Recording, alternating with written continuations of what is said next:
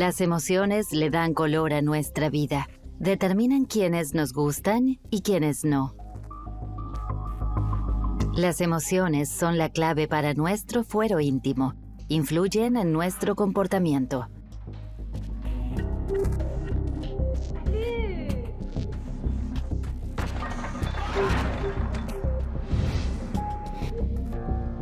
Ya sea para el neuromarketing, las noticias falsas o la videovigilancia, las emociones son algo codiciado y despiertan el interés de grandes compañías, empresarios y gobiernos.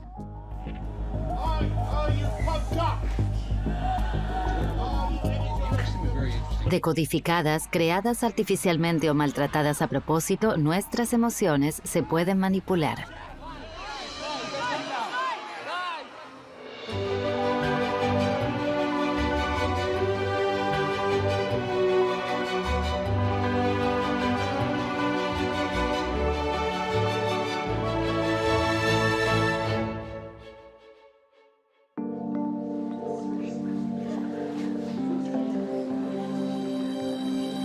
Bonjour tout le monde. Gracias por venir. Les explicaré el tema de la manipulación emocional desde el principio. El cerebro tiene una parte racional que calcula como una computadora y una parte que controla las emociones y toma decisiones espontáneas. Si queremos manipular a alguien mediante el poder de las emociones, primero tenemos que engañar su centro de cálculos. En espectáculos como el del mentalista Fabien Olicard, las emociones son sus aliadas, como demuestra este truco de números. Empecemos con algo sencillo, una prueba. Sean lo más honestos posible.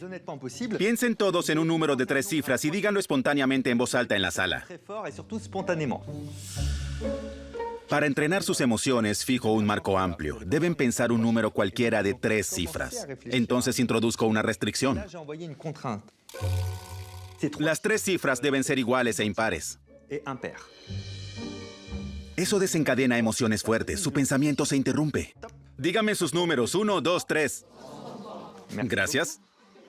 Dije 3 en voz alta. El cerebro debe decidir rápidamente. Entra en pánico. Se aferra a lo que acaba de escuchar, el número 3, y lo elige 3 veces.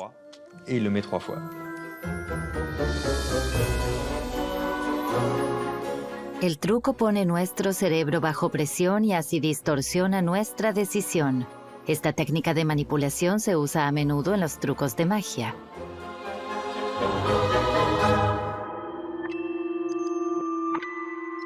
Jugar con las emociones va más allá del escenario. Usamos emociones para comunicarnos y alcanzar objetivos. Las emociones son armas de persuasión. Los niños las usan inconscientemente para recibir atención o consuelo. Más tarde nos damos cuenta cuánto podemos usarlas para influenciar a quienes nos rodean. Buenos días, tome asiento.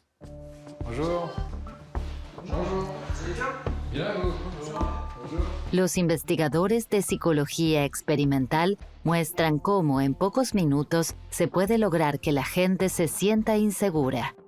La prueba evalúa sus capacidades cognitivas. Es fácil de entender. Y se desarrolló para niños de 10 años. Varios sujetos de estudio deben armar un rompecabezas lo más rápidamente posible. La prueba se hace 3 veces, pero está manipulada.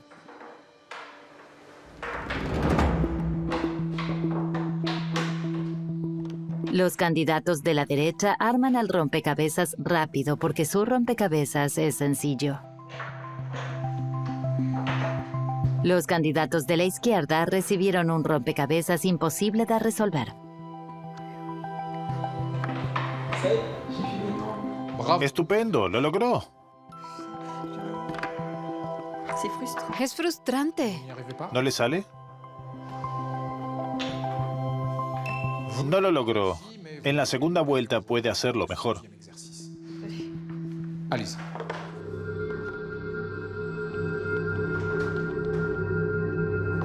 En el segundo intento tienen éxito los mismos candidatos. Por el contrario, los demás vuelven a fracasar y se sienten aún más estresados. Es imposible. ¿No puede? No.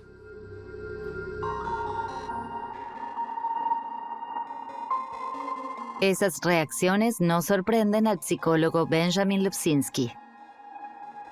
Lo que el experimento demuestra se llama indefensión aprendida. El sentimiento de fracaso se puede aprender. No me sale. Lo siento. Esto puede hacer que, en esas situaciones, sintamos vergüenza o hasta furia con nosotros mismos. Esos sentimientos causan estrés porque te dices que no puedes hacerlo. Y como no te sale, te vuelves a estresar la próxima vez. Y acabas en un círculo vicioso de fracaso. Empiecen. En el tercer intento, el rompecabezas no está manipulado. Todos los candidatos reciben la misma tarea bien sencilla. Los ganadores se muestran seguros, mientras a los demás los atormenta un miedo al fracaso cada vez mayor.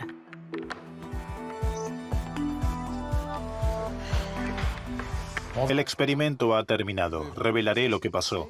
Los 2 primeros intentos que hicieron eran lisa y llanamente imposibles.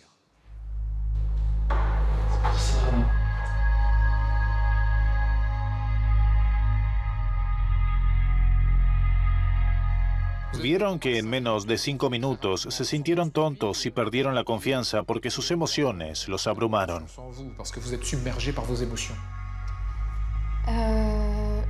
Me sentí desconcertada. Como usted dijo, me sentí un poco tonta.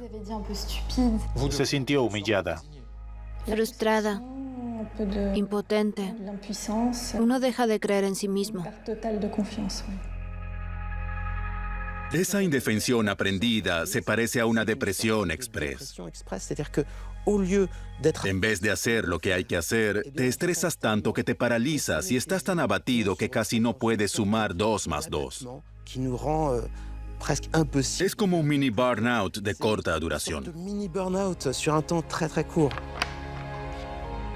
Los sujetos de estudio exitosos experimentan lo contrario, aumentan su autoestima, su concentración y su memoria, que también son importantes para estos experimentos.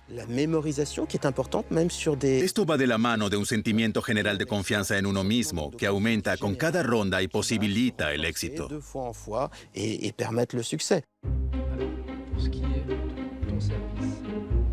Este experimento no es insignificante. Describe un fenómeno cotidiano. En la escuela o en el trabajo, los objetivos inalcanzables o el acoso persistente pueden poner a casi cualquier persona en una situación similar.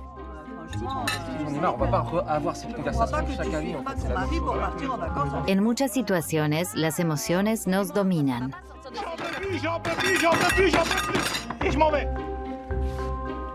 Controlan nuestro comportamiento, sobre todo en momentos de estrés. En el Centro de Investigación de las Emociones de la Universidad de Ginebra, David Sander estudia su función cuando tomamos decisiones. Cuando decidimos entre diferentes cosas, nos afectan 2 tipos de emociones: las denominadas emociones integradas y las emociones incidentales. Las emociones integradas a menudo son útiles y nos ayudan a la hora de tomar decisiones. De las emociones incidentales debemos cuidarnos. Imagínese que tiene que escoger entre 2 perfumes en una tienda. Huele los 2 y es lógico que tome su decisión según la emoción que sienta, como el placer. Esas son las denominadas emociones integradas. Algunas emociones pueden ser útiles y positivas en la toma de decisiones, pero otras nos confunden. Por el contrario, las emociones incidentales son las que deben evitarse sistemáticamente. Puede ser lo que siente porque en la tienda suena una determinada canción o porque el vendedor le sonríe muy amablemente. Esas emociones incidentales que no tienen nada que ver con la decisión que se va a tomar distorsionan nuestra elección. Por eso debemos tener cuidado con esas emociones. El efecto de esas emociones incidentales saben aprovecharlo los comercios, las marcas y los vendedores. Un envase atractivo, la música en la tienda y un discurso de venta amistoso animan al cliente a comprar. Desde hace algunos años, nuestras emociones despiertan la codicia de las empresas. Por eso, el denominado neuromarketing combina la neurociencia con el marketing. El neuromarketing existe desde hace unos 10 o 15 años. Está muy extendido. Casi todas las grandes marcas lo usan. La idea básica es que, si se comprende al consumidor a nivel emocional, se pueden satisfacer mejor sus deseos. Es importante saber que uno no siempre se comporta como piensa, sino que se deja llevar por sus emociones.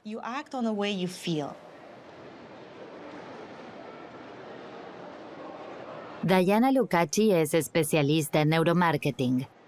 Sigue en directo las emociones de los clientes en una tienda de tecnología. Estamos en un ámbito típico de venta minorista. Los productos compiten por nuestra atención. Hay áreas de artículos muy populares y en otras puede haber ofertas o descuentos especiales. Todo esto está diseñado para apelar a nuestras emociones y procurar que pasemos aquí el mayor tiempo posible. Será emocionante ver qué desencadena exactamente las emociones cuando compramos. Hoy queremos entender mejor qué les parece el ambiente de la tienda, qué les llama la atención, etc. Ferdinand registrará su estado emocional con unos auriculares para ondas cerebrales. Los auriculares miden la actividad en la superficie del cerebro y nos dan indicios sobre cómo reaccionan a los distintos productos de la tienda. Un electroencefalograma mide las ondas eléctricas del cerebro. Los pequeños sensores conectados a la parte superior del cráneo pueden determinar la actividad de las neuronas del cerebro de los candidatos. Además, brinda información sobre la intensidad de sus emociones como la alegría, la sorpresa, el miedo o el estrés.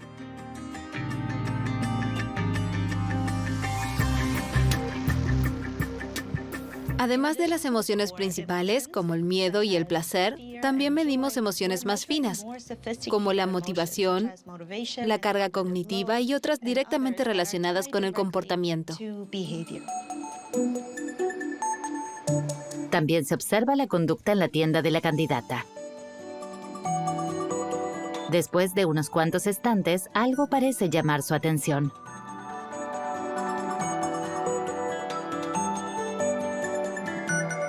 Quería este artículo para mis hijos. Este rincón me atrajo y ni siquiera me pregunté por qué. Hay muchas luces y colores. El resto de la tienda es más áspero y frío. Aquí es más cálido, más suave. Te incita a venir.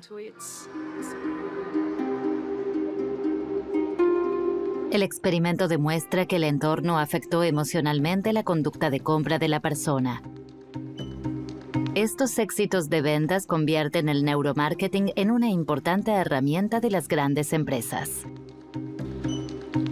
Las tiendas y las marcas siempre intentarán llamarnos la atención y hacer que la gente compre más.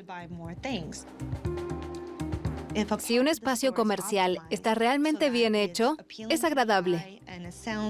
Y de eso se trata, de optimizar la experiencia del cliente un 5 o un 10%. Tal vez parezca poco, pero para el minorista pueden significar millones de dólares. El neuromarketing también se usa en los supermercados. Cada vez que compramos pueden influenciarnos inconscientemente determinados elementos, como los carritos de compra grandes que llenamos más de lo necesario, los precios redondos que parecen más baratos, hasta el envase o la información del producto.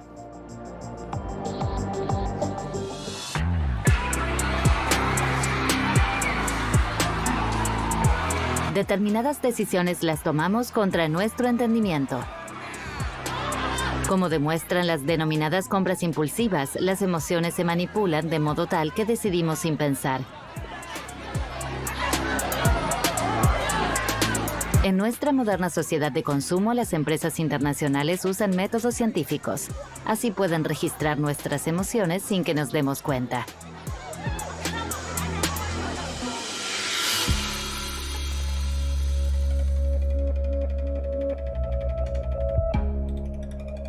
Expertos en neurología y emociones fundaron una empresa de neuromarketing en la Facultad de Psicología que se especializa en escanear el cerebro.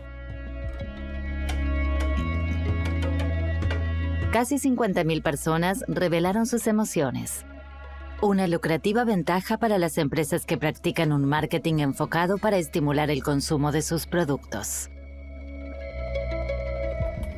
Podemos predecir el éxito de una nueva publicidad con un 80% de exactitud, porque la resonancia magnética funcional puede visualizar todas las emociones y procesos inconscientes del cerebro.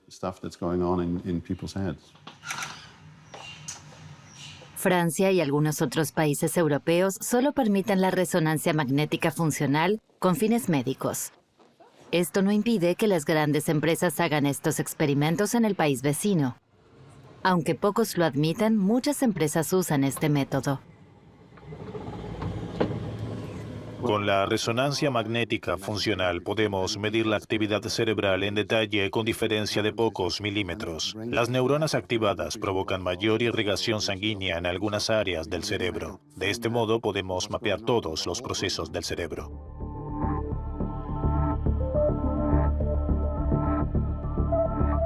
Durante la sesión de resonancia magnética funcional, el candidato ve un anuncio publicitario.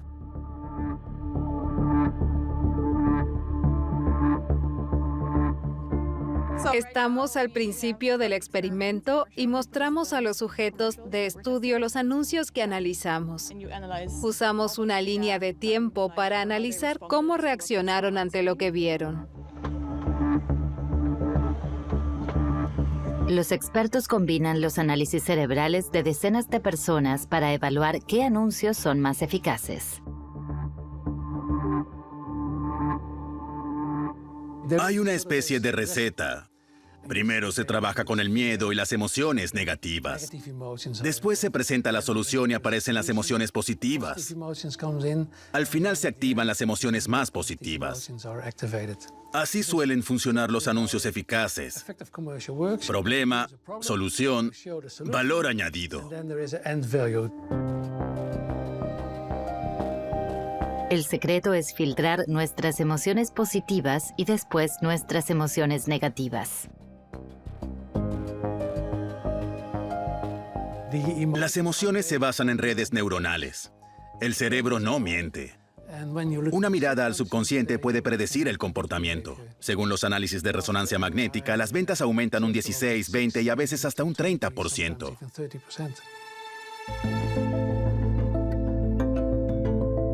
Los especialistas en neuromarketing brindan indicios valiosos a los anunciantes para que produzcan spots eficaces.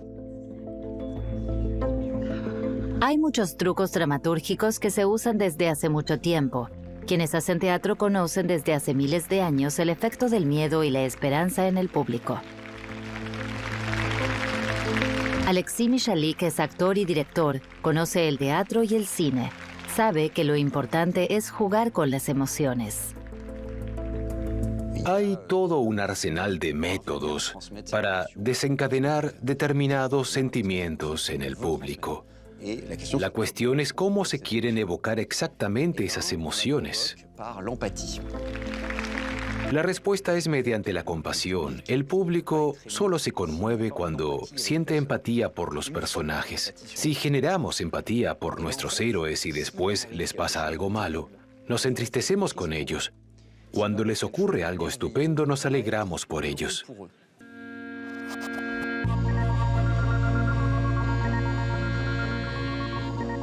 La empatía es el ingrediente que conecta con el público. Las personas empáticas pueden sentir las emociones de los otros como si fueran propias.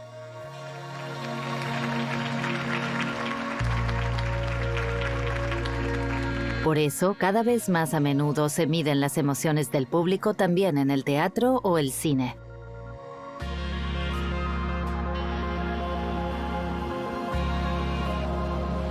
Uno de esos experimentos se lleva a cabo en el Festival Internacional de Cine de Raindance. Las emociones del público se miden con ese pequeño aparato. Así, los cineastas obtienen información sobre cómo hacer más atractiva una película. No podemos identificar el tipo de emociones, pero sí su intensidad. Es muy importante para atraer a la audiencia. Recopilamos datos sobre la atención y las respuestas emocionales. Aquí podemos comparar a dos personas del público. Una reaccionó con mucha intensidad durante la función. La otra persona estaba más relajada, menos alterada.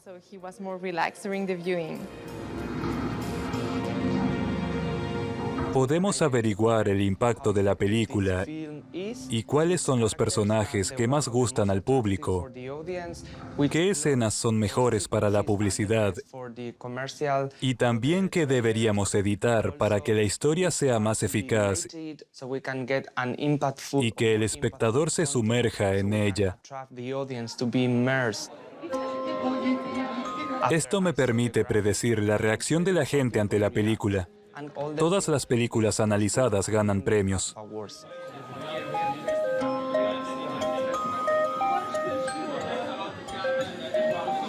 Cada vez son más los cineastas que confían en esos análisis para alcanzar los codiciados premios. Cuando hicimos la película Cyrano o Mon Amour, organizamos una o dos funciones de prueba. Fue interesante porque nos permitió adaptar la película a cortar pasajes largos. Pero básicamente se trata de la visión del cineasta. Las mediciones de las emociones solo pueden ser tan buenas como el artista y su historia. No existe un software para la historia perfecta. De lo contrario, alguien la habría escrito hace tiempo.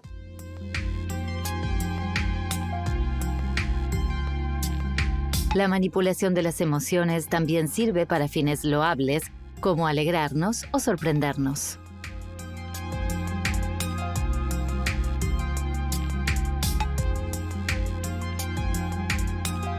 Esas emociones básicas son fáciles de despertar, pero también hay emociones que solo se manifiestan en la interacción con los demás, las denominadas emociones sociales como la vergüenza, la culpa o la confianza. Las ciencias del comportamiento estudian cómo las emociones de una persona pueden influir al prójimo y afectar a un grupo.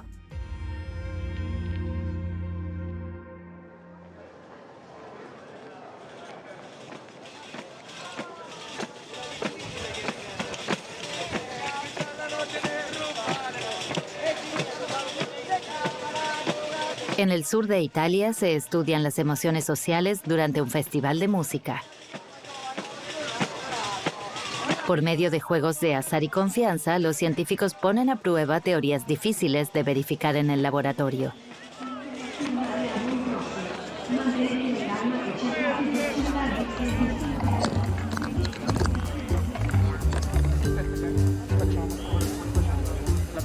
El economista conductual Giuseppe Atanasi dirige el experimento. Analizamos la influencia de determinadas emociones como el altruismo, la confianza en los demás y la culpa. Estas tres emociones se relacionan entre sí. Le tre emozioni sono legate tra di loro.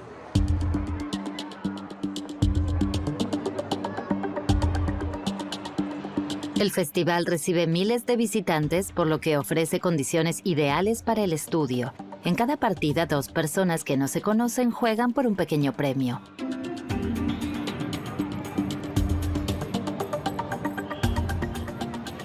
Regalamos un vale de 8 euros. El ganador decide si se queda con el importe o lo regala. Normalmente pensiamo che Partimos del supuesto de que la gente tiende a ser egoísta e individualista y piensa menos en los demás. gli altri Las reglas del juego.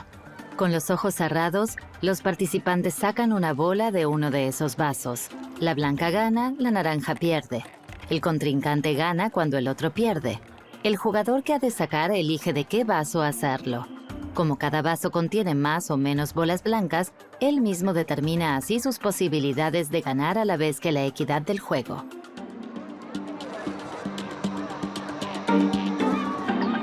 El juego se juega durante toda la noche. Se evalúa el comportamiento de los participantes. ¿Tienden a tomar decisiones egoístas o desinteresadas? Esta participante sopesa entre 4 vasos. Cuantas más bolas blancas, más posibilidades tiene. Su contrincante se iría entonces con las manos vacías, una decisión egoísta. Elegir el vaso con menos bolas blancas aumenta su riesgo de perder y de que, en cambio, gane el joven que no conoce. Esa sería la decisión altruista. Me gustaría conocer tu decisión. pensi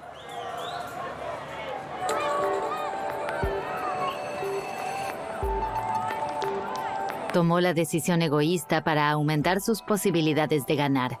A continuación, el director del estudio le revela al contrincante que ella eligió obviamente en interés propio.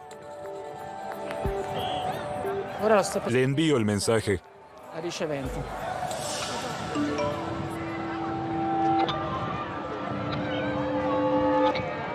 La situación se vuelve incómoda. La participante recibe la oportunidad de cambiar su decisión. Sentendosi in colpa per questo, Se sintió culpable y por eso cambió de opinión, una probabilità più aunque eso reduce sus posibilidades de ganar. partecipante. Nonostante il fatto Le manda una señal positiva directamente al otro concursante. vuole mostrargli Se dio cuenta de que él no confiaba en ella y quiso demostrarle que es una persona mejor y más altruista de lo que él cree. che lei sia. El sentimiento de culpa puede modificar nuestras decisiones en contra de lo previsto. A lo largo de la noche, casi 600 personas participan en el juego de los vales. La mayoría actúa de forma egoísta, pero un pequeño porcentaje toma decisiones altruistas. En comparación con nuestros experimentos de laboratorio, Abbiamo generato in laboratorio observamos que las personas un poco más generosas e si sentono sienten más culpa porque se un avergüenzan. sentimento che è quello di vergogna. Y la vergüenza nace porque sienten que son egoístas con el otro. Non essere altruisti.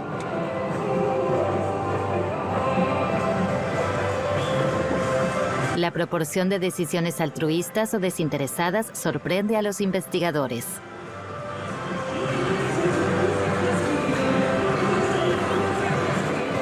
La gente que viene a este festival pasa por una gran variedad de emociones y experiencias que la hace actuar con generosidad. Potrebbe portarlo ad essere più generoso nei confronti degli altri. Forse La multitud, el ambiente festivo, in mezzo a tanta gente a ballare. la gente baila, canta y se divierte. L'idea è quella che Se presupone que los eventos culturales pueden ser una especie de motor para la generosidad. generosità. Las emociones sirven como recurso para influenciar a un grupo o incluso a toda la sociedad. Pero estos sentimientos colectivos contagiosos no siempre son útiles. En el siglo XXI también sirven para formar opinión, por ejemplo, en campañas electorales.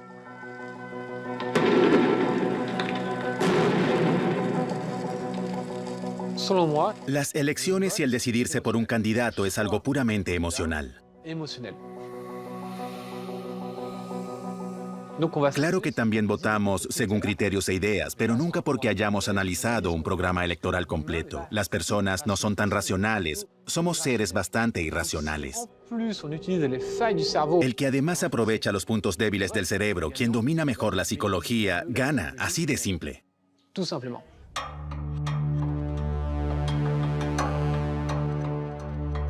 Las emociones siempre han sido una herramienta para formar opiniones. Las noticias falsas son un buen ejemplo. Viven de las emociones, sobre todo del miedo. El miedo es una de las emociones más fuertes, pero también hay otras emociones fuertes como el asco, el desprecio o las amenazas. Los terroristas, los racistas y otros extremistas usan esas emociones fuertes, así difunden sus mensajes y ganan adeptos a sus ideologías.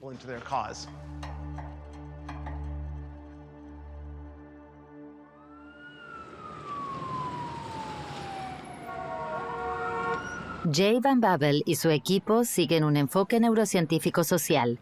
Estudian cómo los procesos fisiológicos del cerebro repercuten en el comportamiento de grupos y sociedades. Hola, Billy. Hola, ¿qué tal? ¿Viste las noticias? No, ¿qué pasa? El presidente se volvió a enfadar el domingo por la llamada telefónica a Ucrania que se filtró. Sí, en sus tweets usa muchas expresiones emocionales, tal vez para conseguir más reacciones en Twitter. Uno de sus estudios trata de la actuación de Donald Trump en las redes sociales. Para eso recopilan todas las declaraciones allí publicadas del ahora expresidente estadounidense.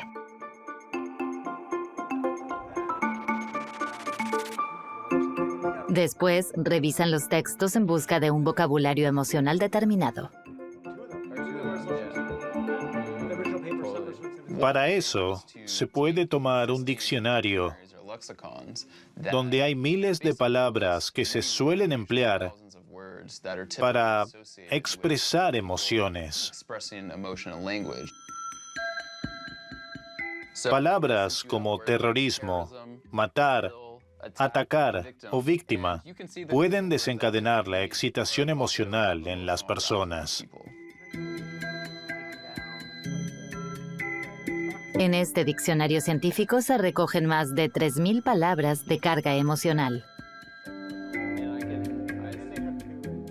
Comprobamos que los tweets que usan este tipo de lenguaje se comparten más y reciben más me gusta.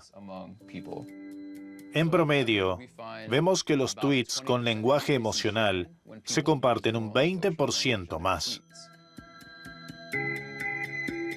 Además de las declaraciones de políticos como Trump, los investigadores también analizan otros contenidos de las redes sociales. No solo se comparten muchísimos tweets políticos, también información falsa y distorsionada. Las noticias falsas se propagan deprisa. Un estudio a gran escala demuestra que las noticias falsas tienen más probabilidades de difusión que las reales. Aparentemente es porque las noticias falsas apelan a las emociones, han de provocar indignación, ira, tristeza o alegría. Ese contenido emocional ayuda a que se difundan. Las noticias falsas se difunden 6 veces más rápido en Internet que la información convencional. Casi todos nos hemos dejado engañar por ellas en algún momento. ¿Por qué nuestro cerebro se deja tomar el pelo como con esta noticia falsa que da la vuelta al mundo pocos días después de la investidura de Trump en 2017? This was the largest audience to ever witness an inauguration, period, both in person and around the globe. La prensa desmiente rápidamente esta afirmación del portavoz de la Casa Blanca y la refuta mediante tomas aéreas frente al Capitolio. Vemos cómo varía la cantidad de público. En la investidura de Barack Obama, hubo bastante más gente que en la de Trump. ¿Por qué se difunde esa mentira? Porque el gobierno de Trump quería influenciar la percepción de la realidad. Un instituto de sondeo político encuestó a casi 1.000 personas sobre la noticia falsa. Algunos aún lo creían pese a haber visto después las pruebas en contra.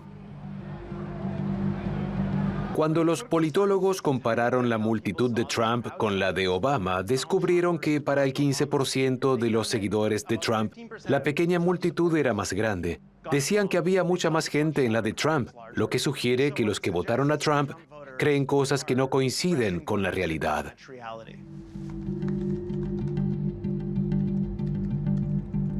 Para el psicólogo cognitivo hay una fuerte relación entre las emociones y la actitud política. desarrollamos la teoría del cerebro parcial. Esta demuestra cómo se forman las identidades, los puntos de vista y por qué la gente cree en la desinformación, las mentiras y la propaganda. En su cerebro podría ocurrir lo siguiente. Si la asistencia de Trump parece menor, puede representar una verdadera amenaza y provocar una emoción negativa. Si se les muestran pruebas de lo contrario, se ven amenazados por su estatus y sentido de pertenencia. Por eso se activan en el cerebro estos patrones para suprimir esa información. Son estrategias posibles para omitir información que nos resulta amenazante. La neurociencia social evidencia los intentos de manipulación de los dirigentes.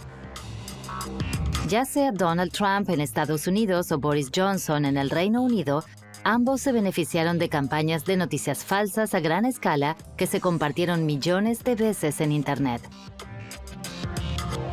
Sobre todo, las redes sociales están llenas de información que revela lo que nos conmueve a nivel emocional. Muchas personas comparten esos contenidos públicamente con sus celulares y computadoras, haciéndolos accesibles a los recolectores de datos. Cuanto más revelemos sobre nosotros mismos, mejor podrán manipularnos a través de las emociones. Pero no solo nos observan en el espacio digital.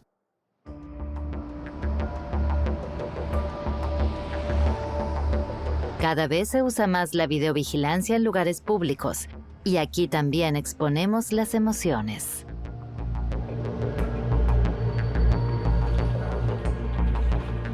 En una empresa emergente, un equipo de informáticos desarrolla un software para reconocer las emociones en el rostro. La inteligencia artificial se entrena para reconocer determinadas señales en la imagen. Es un proceso matemático. Le mostramos a la inteligencia artificial millones de imágenes y aprende qué es un coche, qué es una persona y qué es una emoción.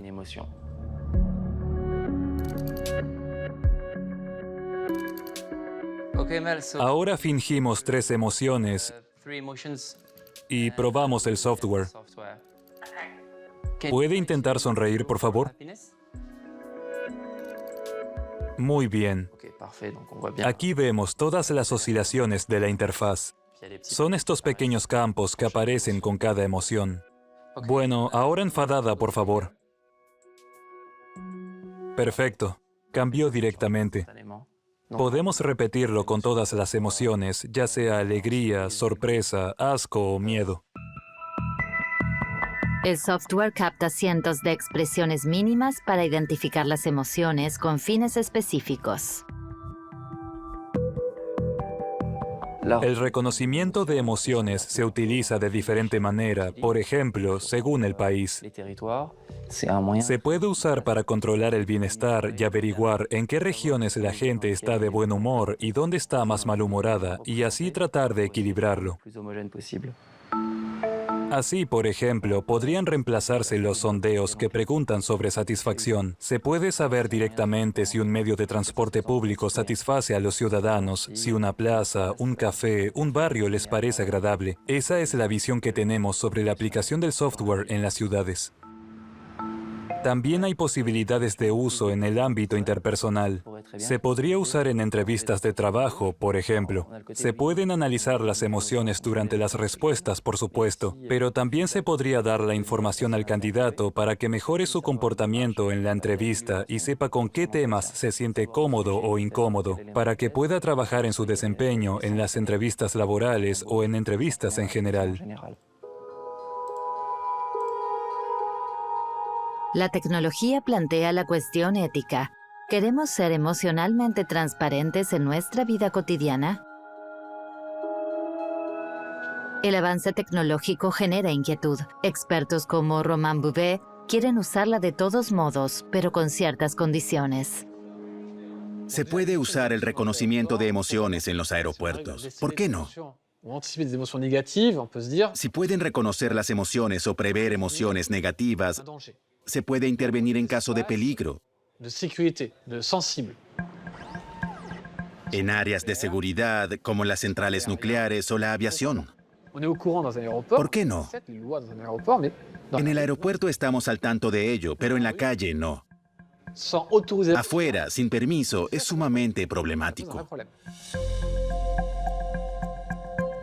Hay un país donde se usa el reconocimiento facial para la investigación penal, China. Se calcula que actualmente hay cientos de millones de cámaras de vigilancia en uso. Los datos alimentan un extenso sistema de control social.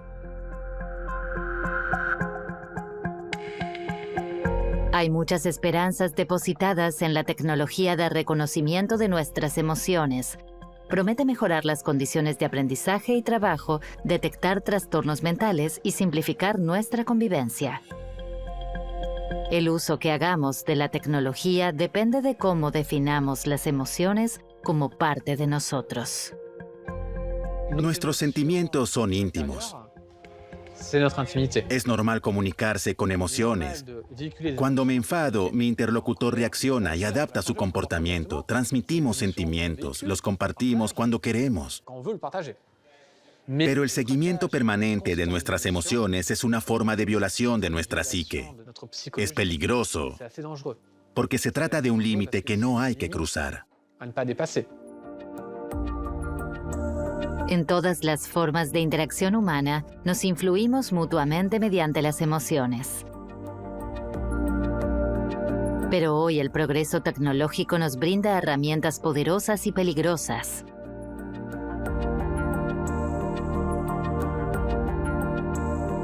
Todavía tenemos la opción de limitar el uso de esas tecnologías y la posibilidad de contrarrestarlo con una mejor comprensión de nuestras emociones.